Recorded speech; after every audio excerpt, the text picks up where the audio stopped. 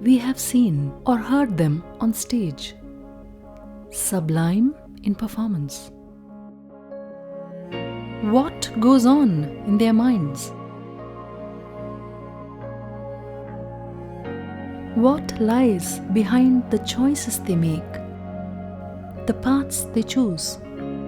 Here is a glimpse into an artist's mind, an exploration of an artist's journey, both in art and in life, with a treasury of insights.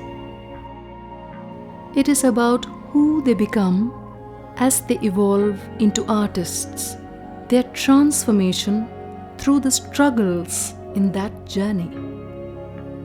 Discover the human behind the artist.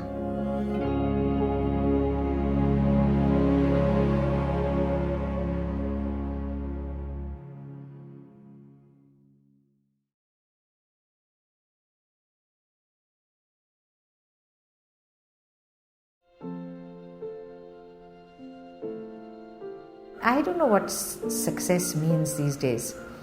If keeping up with the Joneses and looking over your shoulder all the time is doing well, then I'm not into that. I'm into technique, I'm into making you more confident as a dancer, being happy being a dancer. That's my maqsad, my aim.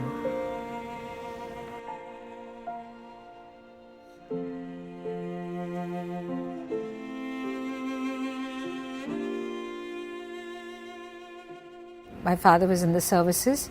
Actually, I was born one of twins. We were twin girls. And life is full of twists and turns and accidents. And my sister unfortunately passed away of an accident when we were about 6 years old. And many things happened around that time. My father was transferred to Pune to be commandant of the National Defence Academy. It was then that his ADC was a Commander Rajan, who was from Adyar. And my mother was very keen that I go to some school which had the arts. Rajan suggested, he said, I've studied in a school called Besant School in Adyar. And there was an art institute there called Kalakshetra. And I came to Adyar with my mother. And she loved the place so much. You couldn't not fall in love with Kalakshetra at that time. And they said, okay, just a year till the war is over, and then your father will be in another posting and we'll all stay together. But I loved it too much because I was coming from a convent atmosphere which I was not very fond of. So Kalakshetra was, no rules, what it seemed to me in my childhood. No rules, no regulations, freedom from uniform, from ties and shoes, and I had 2 pavadas, 2 chattas, and ran around barefoot. It was the happiest childhood I could have asked for. When I went to Besant School, where I was up on a tree more than I was down, and Krishnaratnam sir, who was the principal, he had no problem with that. My maths teacher, she had some problem with it, and she would say, Leela, Marat mela irukka. He would say, Irukatame, na apram paathukuren. So that was my childhood here. And when my father came to pick me up a year later, saw that I was eating on the floor, sleeping on the floor. I had literally nothing that you could call wealth. We had 2 pavadas, chattas each, we had 1 dance costume each, a little trunk with a pie and a tumbler and tatte. That was it. And but we were so happy. So happy. We did everything ourselves. We washed our own clothes. We got up at 5 in the morning. There was prayers at 6. I can see now that I've been in education for so long you couldn't have had a better atmosphere for a child to grow up in, because inadvertently a lot of philosophy was coming in from the TS, from Atte herself, Rukmini Devi, from all the Vadyars who was just so old. They were not young people at that time. They were very, very elderly people. As a 9-year-old looking up at all this, it felt very comforting and interesting. we played games 3 days a week, and then all the boys and girls went and did some part, mridangam, venu, violin, something or the other in the evening. And of course, as girls, we went into dance class. It wasn't something that was premeditated. I didn't come here to learn Bharatanatyam. It could have been Veena for all that. At the Samitla, Veena Tata was there. And there's so many beautiful things that could have happened. But I took to dance, and when you're a child, I have to say this, people come to me and say, what is the right age for a girl to start learning or a boy to start learning?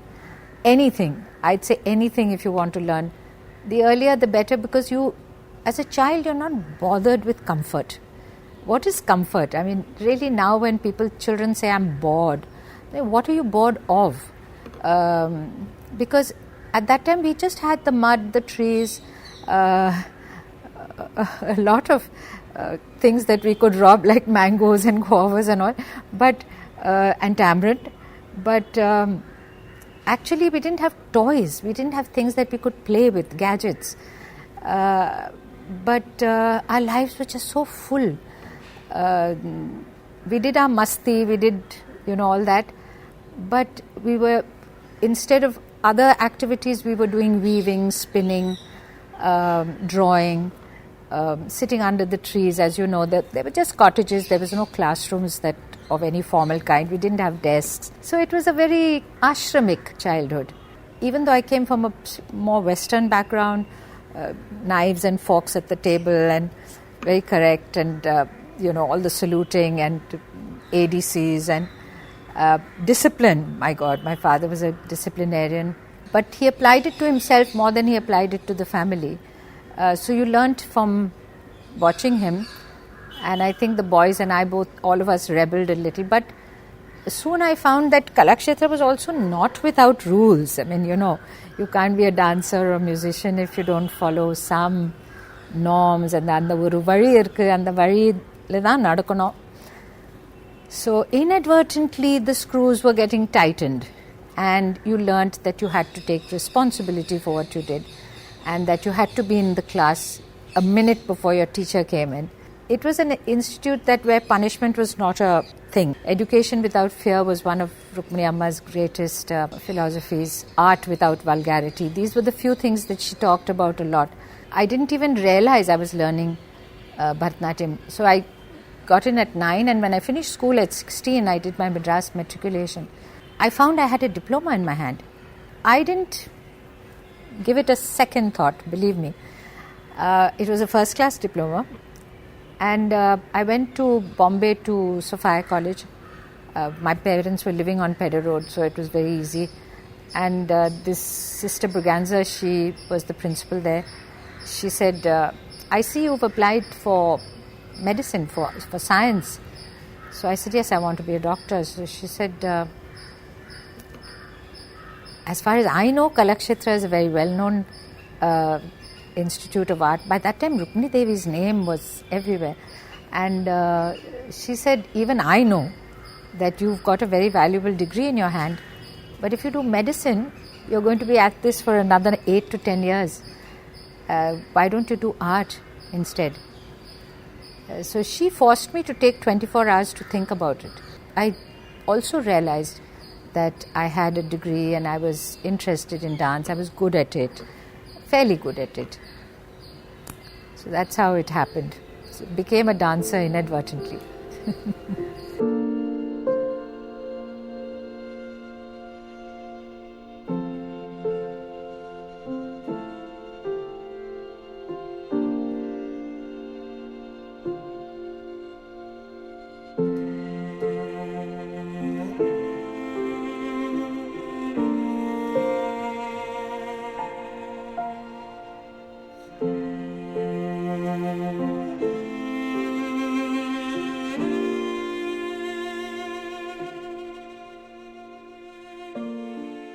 When I was a child, Atte was still a very central figure in Kalakshetra. She was present a lot. There was always some kind of a reference to her, and there was an excitement. But we also knew that she was very, very busy with the Theosophical Society. She was a distant figure, but she was very present, if you know what I mean. Later, when I became a little more senior, the distance got reduced because, you realized her travels abroad for theosophical work or her role as a parliamentarian in the 50s.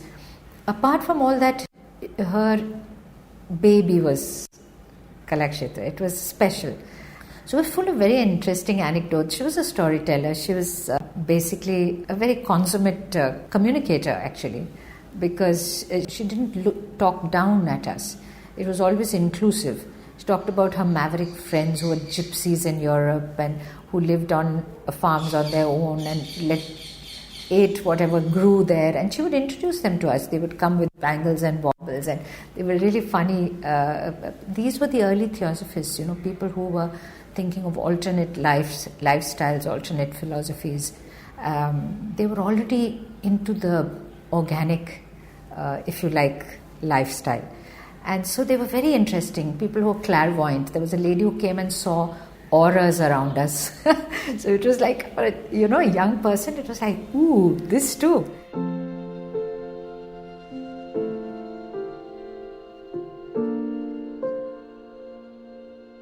Of course, when I got very senior and got into the concert section, which was, that was the game. I mean, that was the big thing, to have her comment on your actual movement pattern or to ask you not to do a particular thing when you did Abhinay. Those were life moments, actually, because she would correct you in an examination and you'd see all the other teachers sitting there, and Periya Sharada teacher would always a little critical,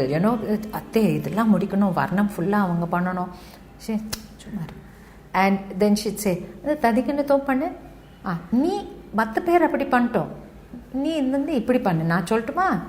she would always say it in a very childlike way. So instead of this, she said, do this. So she'd give you a pointer, but it became a life pointer. It was more about how. So if that was not the way to take an exam, this was the way to take an exam, where she made you relax, she made you concentrate on something minor, and then she would say, poro, iva poto. Because, really, you don't need to see or hear too much when you want to check or evaluate good art. It's just, you just need oru parve poro. And then you should go with that instinct, because she had such a wonderful instinct. She used to be called to the Bolshoi to take their final examination. So she was really very adept, and her report would tally with the greatest ballet masters, their reports. So there were some otherworldly instincts there at play. But she was also very simple, very humble. She would wear a simple cotton white sari, hair open, washed. She's an amazing personality, yeah. Quite amazing.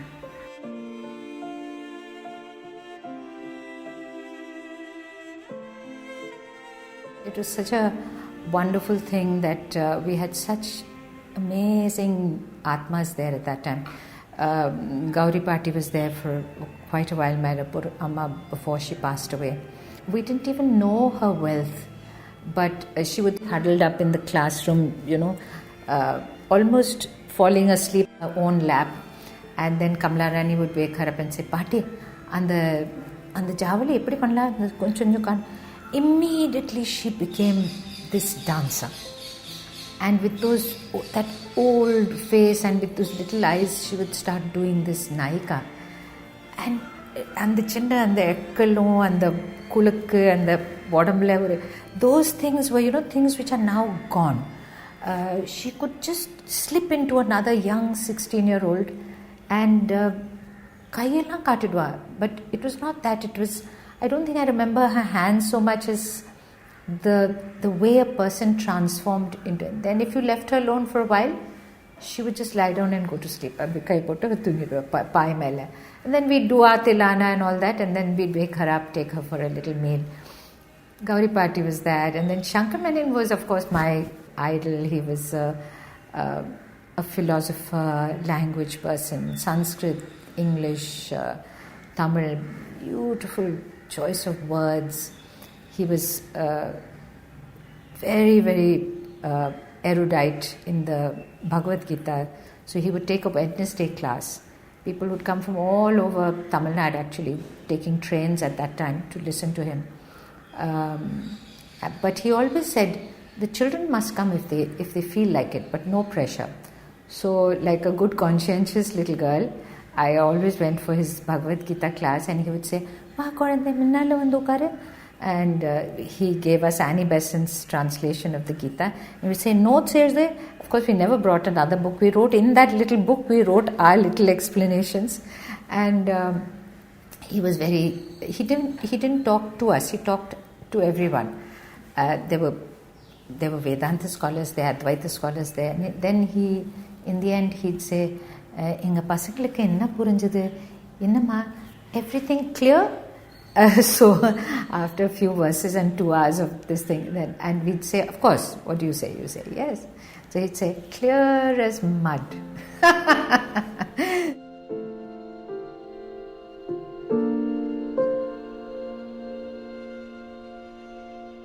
Believe me, those lessons in the Bhagavad Gita, I still value them, because the truth of what he said and those stupid little notes, if I open the book now, it takes me back 45, 50 years, and you go back to that time where the teaching was a pleasant,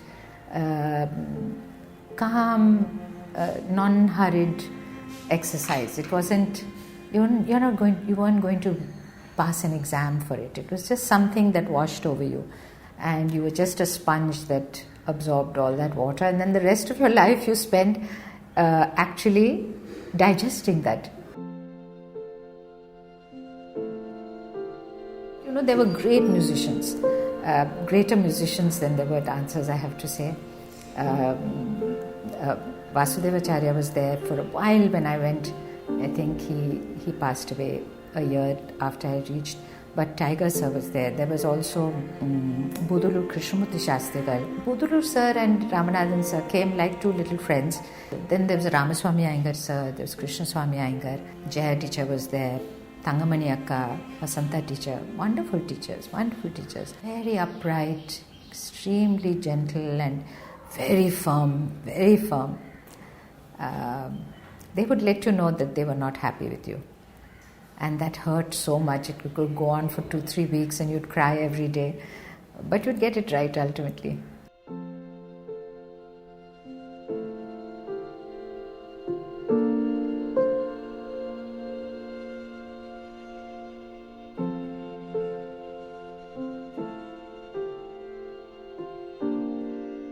The group work, of course, was very challenging because all our seniors were in the scene, if you like. I started with Chamaram and moved up to doing, Vande Nande and all that, and then, of course, did Sakhi roles, and then I was there for the choreography of certain dance dramas, like 3 parts of the Ramayana, Karumaru Kurvanji, Krishnamari Kurvanji. I choreographed many of those dance dramas when we were there and we were seniors. That was a huge blessing to actually be choreographed upon. And it was amazing how she never saw us as individuals. We were sort of people in the frame of her mind, her mind's eye. She saw a scene, and you could see that it never registered who the individuals were. It was just,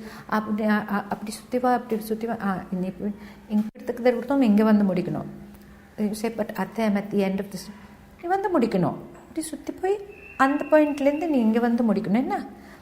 for her it had already, so you'd be running helter-skelter to finish this one adave and cross the entire stage. Very beautiful. It was a huge learning experience, and those sweatouts were really worth their weight in gold. For me, definitely. Yeah, it's a dream. My father thought I had become a mendicant, and he thought I wasn't meeting any young men and not doing the things I ought to have done, like having fun. I don't know what that meant, but he, I think, also felt I should go to college. I have a sneaky feeling he and Atte had a big argument about that. And Atte said, what's in a college education? And he was talking to one of the greatest educationalists in the country, in my opinion. To me, he used to say, are all dancers temperamental? And I would say, yeah, we're temperamental maybe. And he'd say, 80% temper, 20% mental. And I think that stayed with me.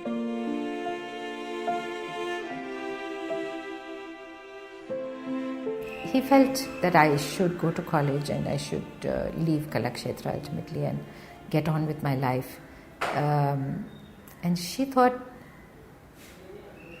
why? So there was this little clash, but ultimately I did go to college and I'm happy I went. That's how my career began, yeah.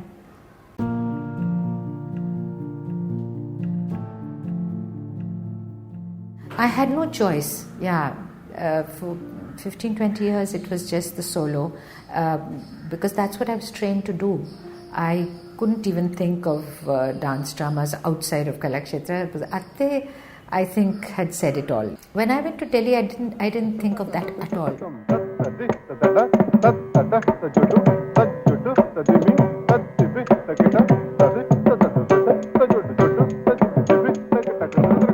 I had been trained to be a soloist. I went into solo work, worked with musicians, the big challenge of getting your own orchestra going, people who are not as good as Kamala Rani and Sita Rama Sharma or Karaikudi Krishnamurthy. Ramani sir used to play flute for us in those days. It was unbelievable. T.S. Shankaran, Rajeshwari played Veena. I mean, come on. I have recordings of them all playing. It was just, then you knew, this is what she had managed. Great music, great sahitya, great environment, great costumes. But she used to write letters. I would write, she would write. Shankar Menon wrote to me.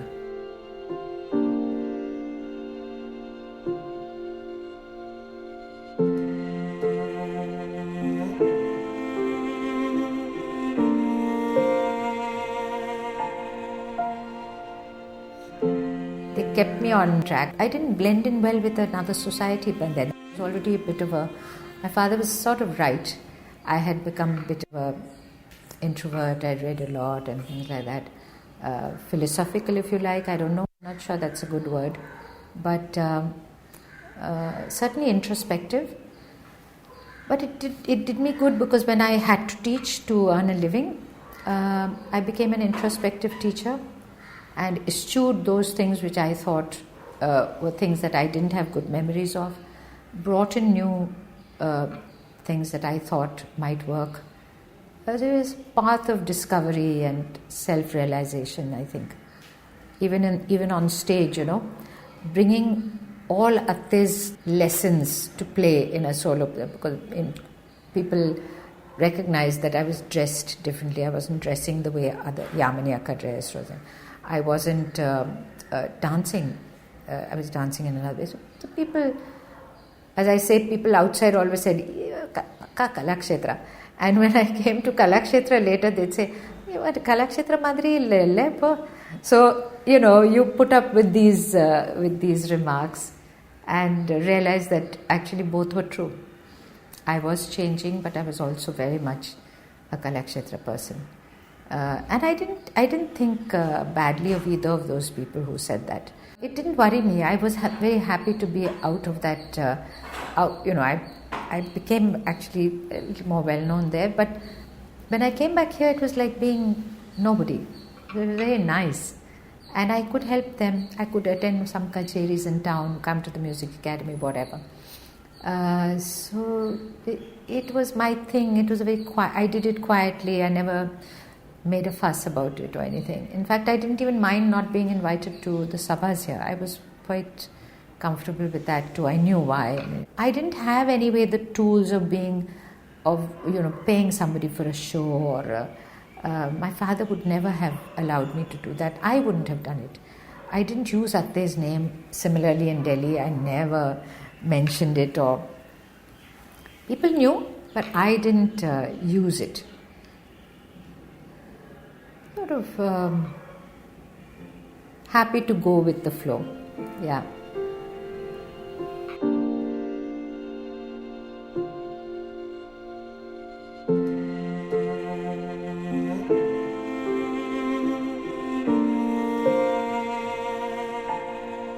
looking at those 5-year-olds, 6-year-olds, I got a little first crop of students. Just looking at them, there was a desire to teach them, but to actually carry them back to the cottage that I had learnt in, as a child. And it was so lovely because they were, again, all of them not of the tradition, if you like. Their parents were from very academics and this and that. But to be able to share that art form with some, with people like that, so important to bring some values into their lives. But I learnt a lot from teaching, literally relearnt my form through teaching. And I think I became a choreographer because I knew at last how something works. And that comes only from when you have to disseminate or to analyze a movement which you learnt as a kid without even thinking, and then you have to suddenly deconstruct it for a child. It's the most beautiful process, and it teaches you how to look at your art in a more specific way. So it's a huge learning curve. I think my dance improved, my personality improved, I gave up my temper, I learned to be patient. I had some typical qualities of a person living on their own, a little protective of my space and my, so I learned to become inclusive, and my home became everybody's home, and it was, nice things happened.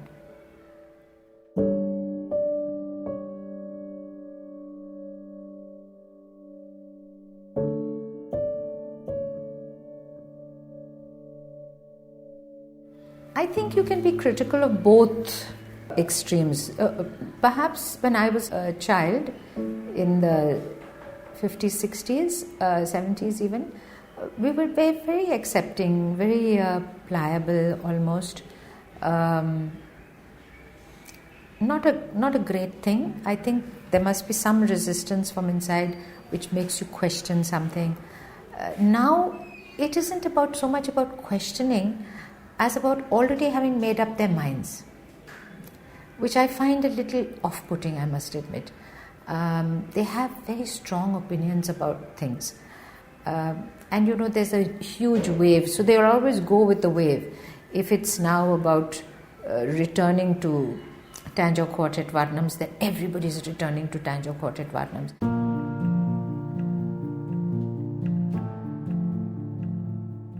Individuality in art is critical, and you'd like ultimately this young person who becomes an adult to their own personality to come out in their music or in their dance. On the other hand, that these forms are very definitive forms, and at which point do you make that transfer from doing it right to becoming an explorer?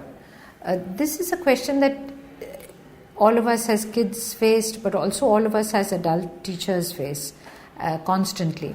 I sometimes think that there are students I have who it would be better if they weren't who they are sometimes, especially when they're expressing themselves through their dance, because individuality sometimes leads to non-conformism, so I have an ensemble group, and for me that's a very critical question. Is that when you do choreography that needs people to work in a particular... Do I only take people from the Kalakshetra mold? No. I now have a 50% students, boys and girls who come from other teachers. And I purposely did that because their natures are different to the Kalakshetra nature. So the dance may be different, but their natures also are different. Somehow people who come from the Guru Shishya Parampara, if a particular student learns from Jayanti, somebody learned from Lakshman sir, or somebody they come with a certain other grace, which I really like, because they're just so much more. They're so much better groupie people. They always help others, and so there are some things that I value beyond the dance. And getting them to do a particular movement along with the others, I have to make Kalakshetra people, actually, graduates from Kalakshetra, unlearn some of the things they do. Because they're just so hell-bent on the stupidest things sometimes, I have to say. You can get a line straight and it means nothing, after a while. But what is that element of grace that comes from within a straight line? And that's, I think, it's a very, it's a very difficult thing to touch, to know how much of the self and how much of the form. So very often I've asked the question is, what is it that I want to see? Do I want to see the star quality performer? Am I more interested in her, or is it the dance form? Now at my age, I'm interested in the form.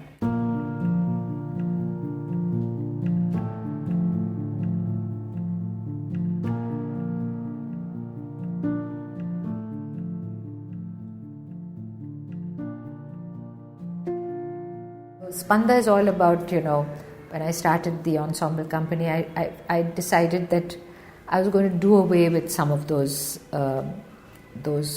very strong positions that we take of authority vis-a-vis. And if you're in a dance company, everybody knows this worldwide. There is the hierarchy of the story itself, which carries main roles, the prima donna, the villain, the hero, and then the corps de ballet dancers. But Spanda is about everyone carrying their weight. And I knew that from the very beginning, that even as the main dancer in Spanda, if I wanted to dance in Spanda, I was not in the first Spanda. It was only them. But when I did get in, I got in with a lot of trepidation, because I said, I shouldn't be the main dancer standing out. There should never be a role for me that is special or different. So I tried very hard to get into this group of my students, and they would say, Akka, please stand in the middle because we need your energy. And so it started more like that, about blending in and strengthening from the center.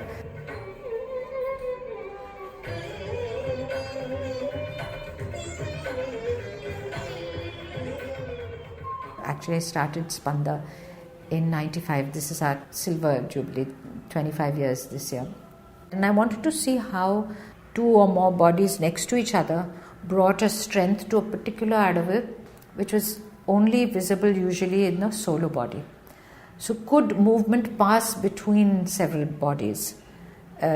Like a note, if you had an ensemble of singers, but they didn't sing at the same time but passed it on to each other, could that energy be greater than the one?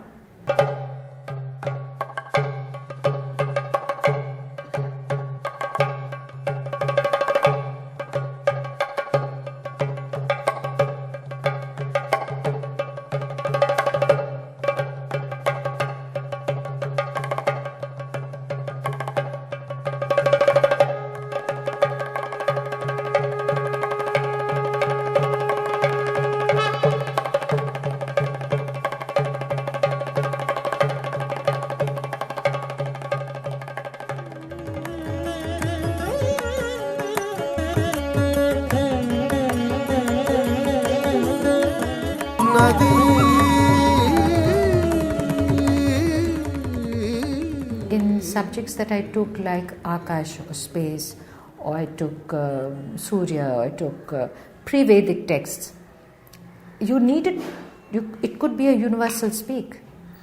So does Bharatanatyam allow for that, or does it say, no, we don't do that, we only do the Naika? Because the kids were tired of the Naika. They were questioning the Naika. I don't feel like a Viraha Naika. I don't want to be the love-lost maiden. Very valid, very valid. You have to go through something else to get to that and say, no, I like this. They had to see a Kelucharan Mahapatra be that Radha, or they had to see Maharaji do that Thumri with that little young girl fighting with Sri Krishna. Then they understood that it's more about getting into the persona of another person. But otherwise, in their little minds, 16-year-old minds, I don't like to pine for somebody. I'm not that kind of person.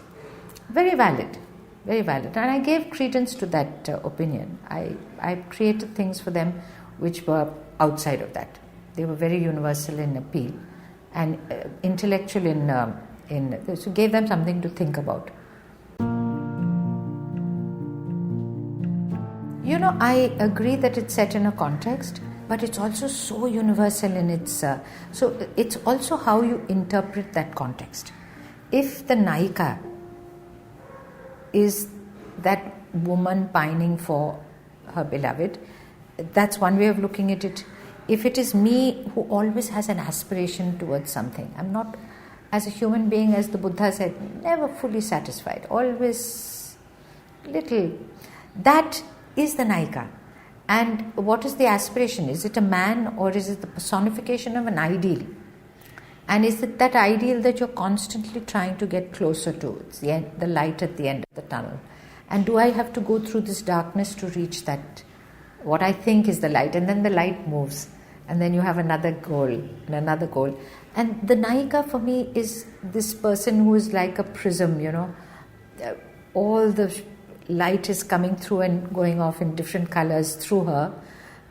She is receptive. She's the epitome of a woman who receives and is not ashamed to make mistakes, and not ashamed to cry, not ashamed to say, I'm not perfect, I'm imperfect, I yearn for this, I love this, I hate this person, I'm envious of this other thing. This is the human, and that's male and female. And the Nayakan is just a personification of something outside that, to which we aspire. The more interesting person is the Nayika. Mukti Muktidayakam Prashasta Charu Vigraham Bhakta Vatsalam Sthitam Samasta Roga Vigraham.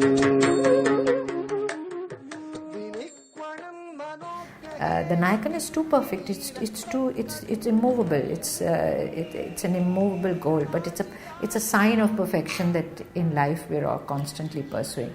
Sometimes I think we want to be both conservative and modern at the same time, and that's our privilege at this point of time. We are privileged to be both those. But a dancer treads a very cautious. Her choice of pieces, her choice of what she will say or not. Am I being totally, unimaginably traditional, or am I being unimaginably modern? What is this thing? I think you have to go with your instincts, and I just love being everything. Basically, we're actors. We should be able to play a Kandita Naika, a jealous one, a devotional one, somebody who just adores Mahavishnu. This is the privilege of a dancer. You have to remember that as a choreographer, you've gone through a lifetime of experiences, and you've been exposed to the world in different ways through either books or through lessons or through talks or through films or, art exhibitions abroad, museums, whatever. Now, the people you are working with, they're not only of different banis, but they're also sometimes of slightly different age groups. You could have somebody who's in their early 30s, and you could have somebody who's just finished with Kalakshetra, about 18, 19 years old, or say 20, 21. On various levels, they're different. One is physically. How do you get them to gel? Because my company is also made up of an equal number of male and female artists. I was one of the first who actually felt very strongly that the male dancer should be able to have equal exposure to the female dancer, but bring an energy to the group that the female dancer perhaps is not capable of bringing in. Then there's the mental, which is a very big thing. Is that did they all have the same or similar education? Were they exposed to, in their family backgrounds, exposed to enough challenges? How do they think about things like religion? How do they think about social issues? What are their political faiths? You can imagine that any kid, male or female, coming from Kerala has a political thought, which is very definitive. While somebody from Madras is not necessarily inclined towards that at all. What is their take on philosophy or things like that? Emotionally, how are they? At which point are they? I would say that a girl in her late 20s is under some pressure which the male dancer is not. But he has the thing of, if he has a girlfriend and they're about to get married, he's worried about finding lodgings, about having or not having a baby. There are a lot of things at play here, and I think I'd like to think I'm not, it's not my role to be a mother to them or even a guru to them. I'm not at all. I'm definitely the choreographer. So what you have to do is to get across to them very definitely the poetical substance of what you're working with, or the subject matter. And I often say that to them, are you just a body that wants to be used by me? I'm not interested in you then. I need you to think, and I need you to feel, and I need you to be passionate about what we're doing.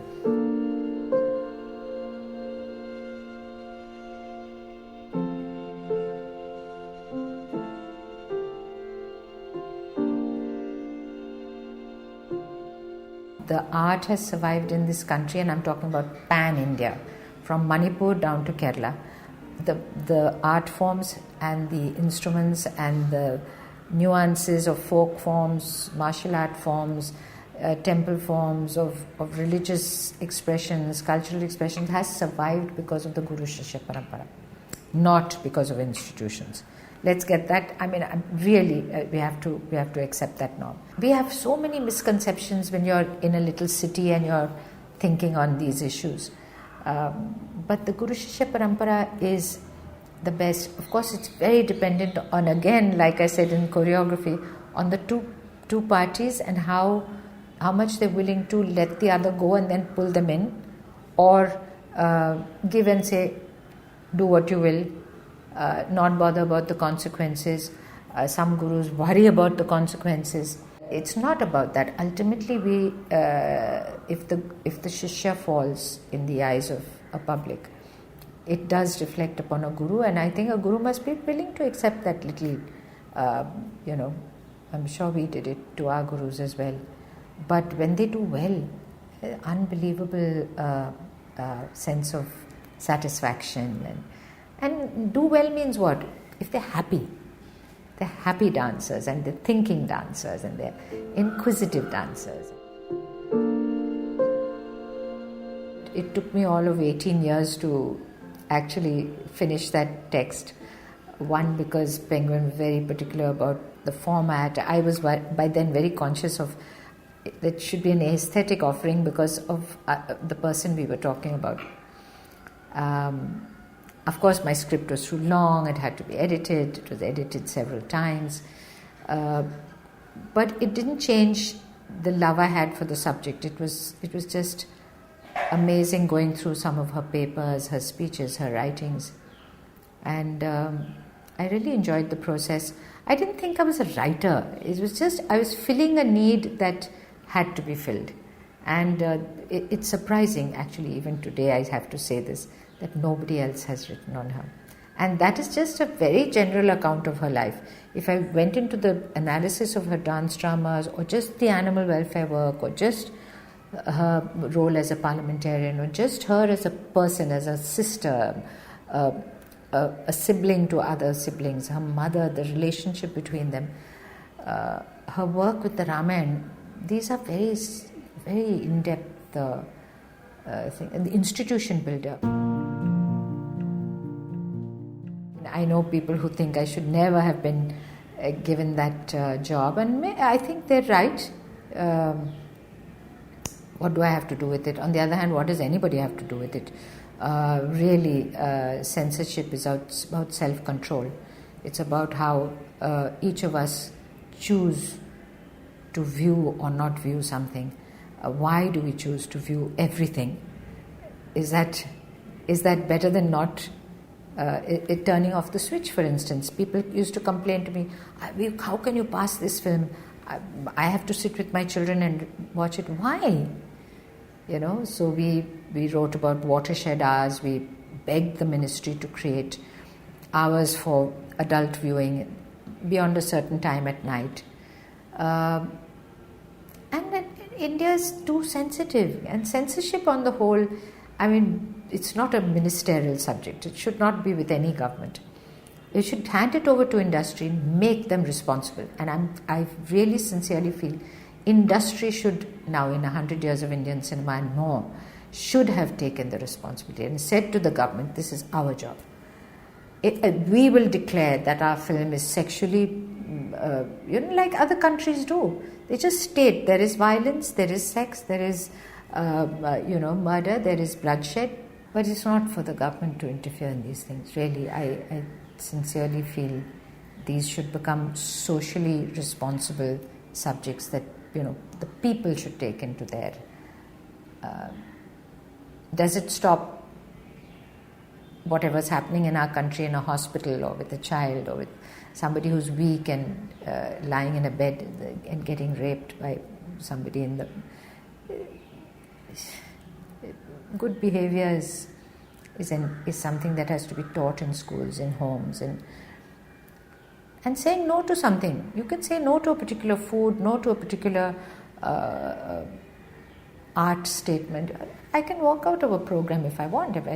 My sensibilities can be hurt at various levels, not just that overt sexuality. It's not the only thing that disturbs me. There are many other things. The stupidities also turns me off. So, dumb dancing is also not very nice to watch.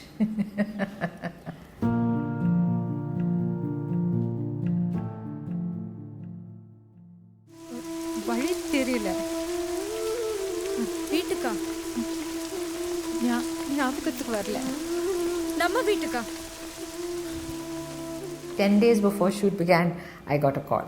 Said Mani Ratnam wants to meet you, and I went and met him, and he very casual. He said, "In the Mari kadai ketukriya?" I said, "Okay, keturrene."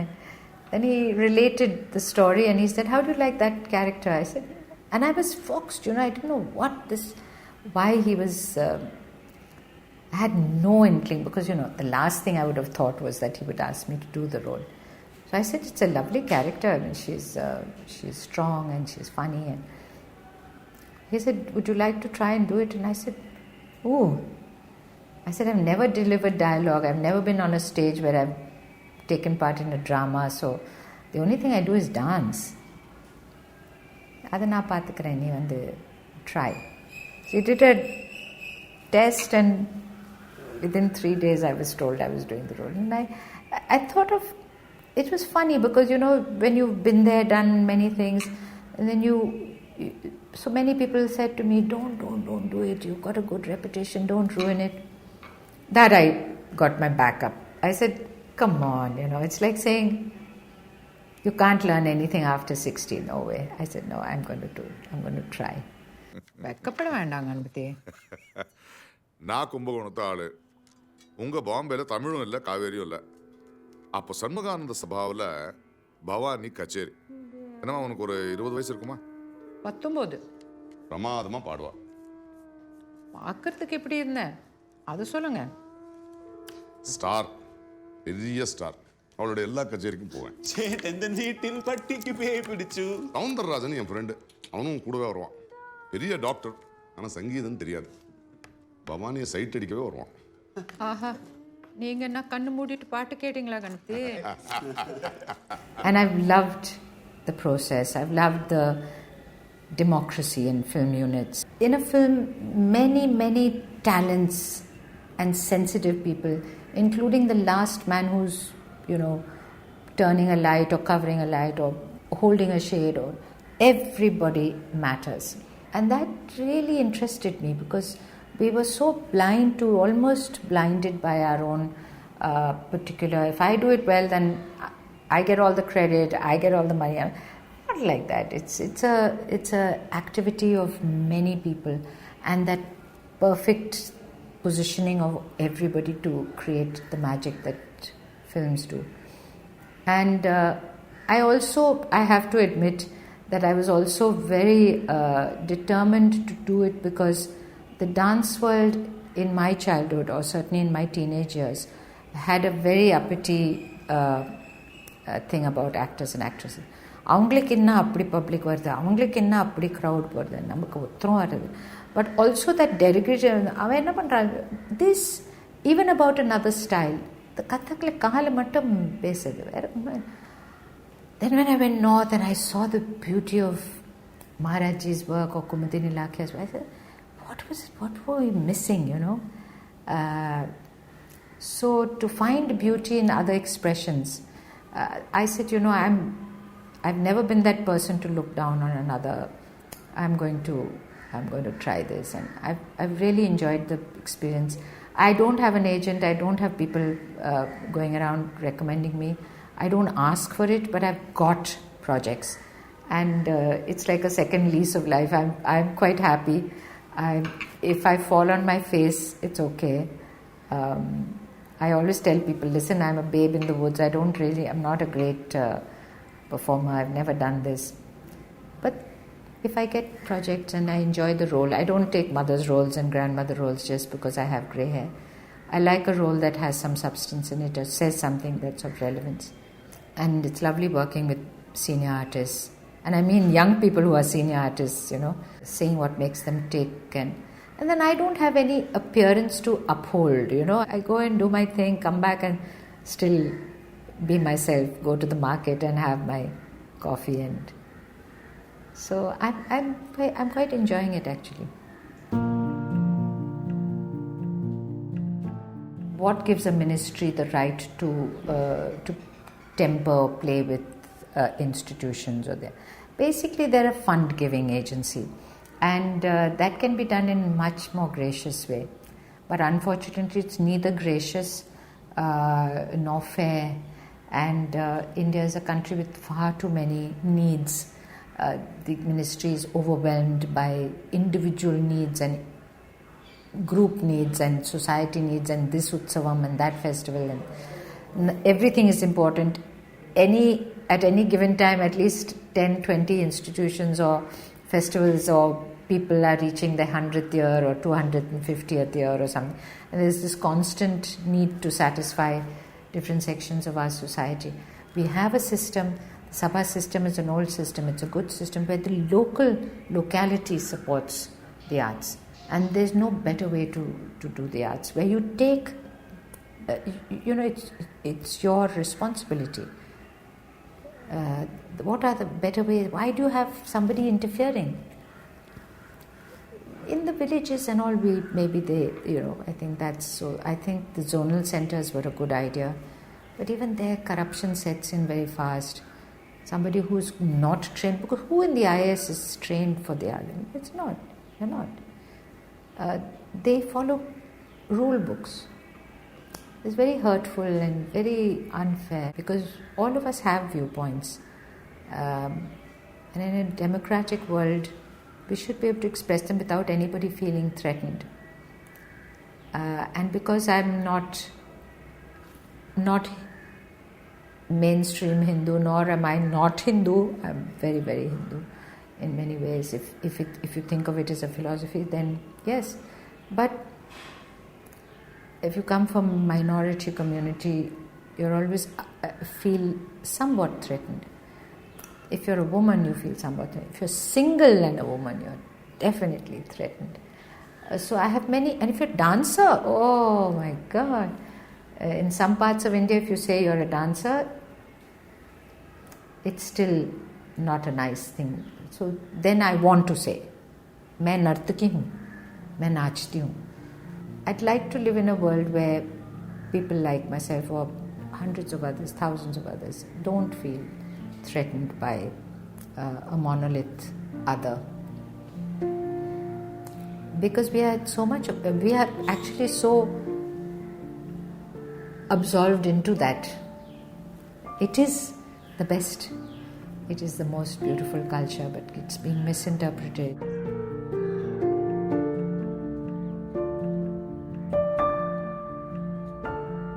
I've always actually been an outsider to every situation. I'm not an insider to it. And that's given me a wonderful perspective, actually, because I love these things so deeply that, and yet I can look at it from just outside the window and I can see its honesty and its dishonesty.